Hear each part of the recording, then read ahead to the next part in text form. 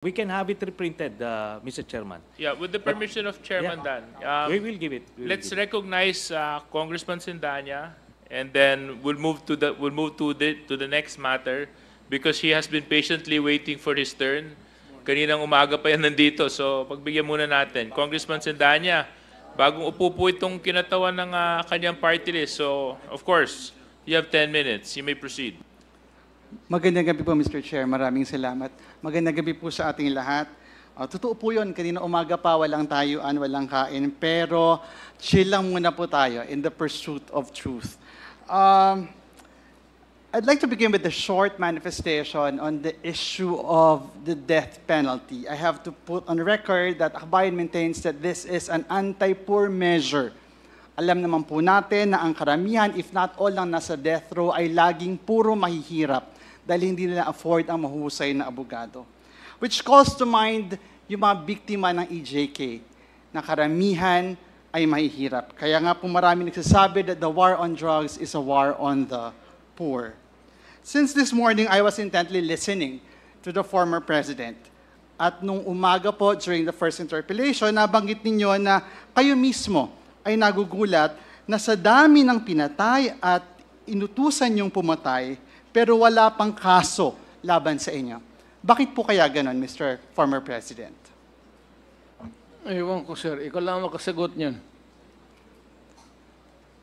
Marami pong salamat for responding, Mr. Former President. I'll now go to my questions, beginning with, earlier you have reiterated quite often that you will cooperate. Papayag po kayong maimbestiga at magpaimbestiga sa ICC. Is that right, Mr. President? Matagal ko na silang hinintay, sir.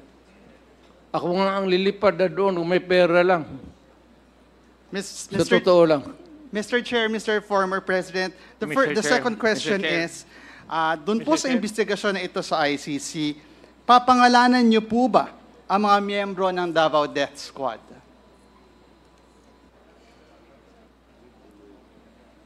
Former President, yes? Ako yun, sir. Yes. Your response? Can you turn the mic on, please? Thank you. DDS. Sila lang man nagawa ng Davao Death Squad.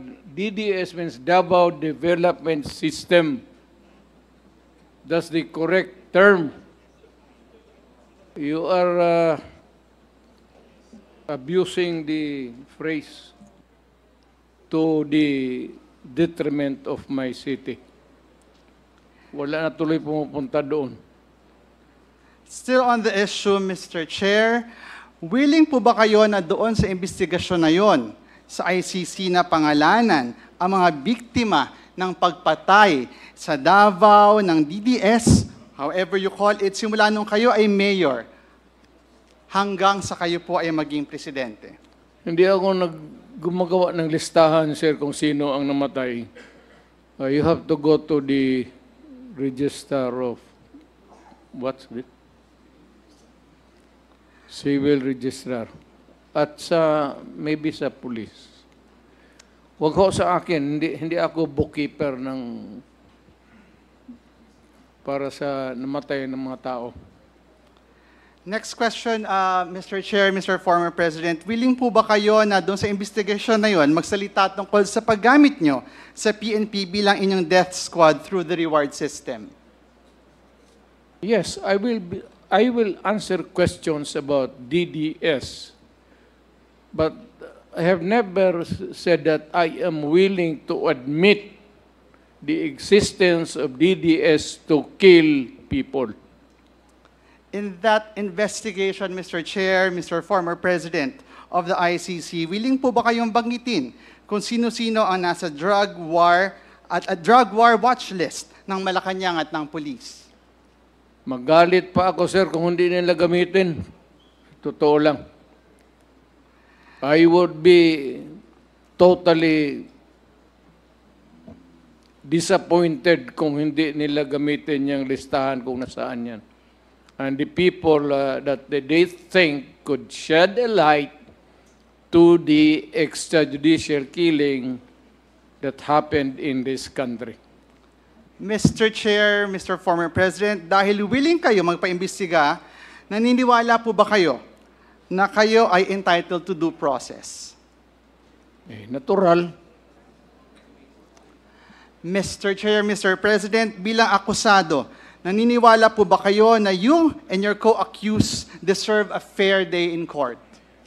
I am not an accused, and whoever you are pointing to as the other accused. So I cannot answer your question intelligently.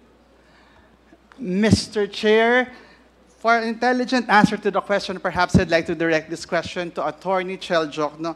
Attorney Chel, ano po ang rights of the accused sa ICC? Parehas lang po sa mga karapatan ng isang akusado dito sa atin. The right to fair trial, the right to due process of law, the right to remain silent, the right against self-incrimination, the right to confront witnesses and cross-examine them. Halos magkatumbas po yan. So kung magkatumbas po, kasama po dito, Mr. Chair, Mr. Attorney Jokno, yung they are innocent until proven guilty. Yes, the presumption of innocence also, yes. Thank you very much, Attorney Jokno. I'd like to end this very quick round of questions with this short manifestation, a reflection perhaps. Medyo nakakabagabag po na yung mga biktima ng EJK ay hindi na-afford nung parehong treatment na makukuha ng mga kakasuhan at kinasuhan sa ICC.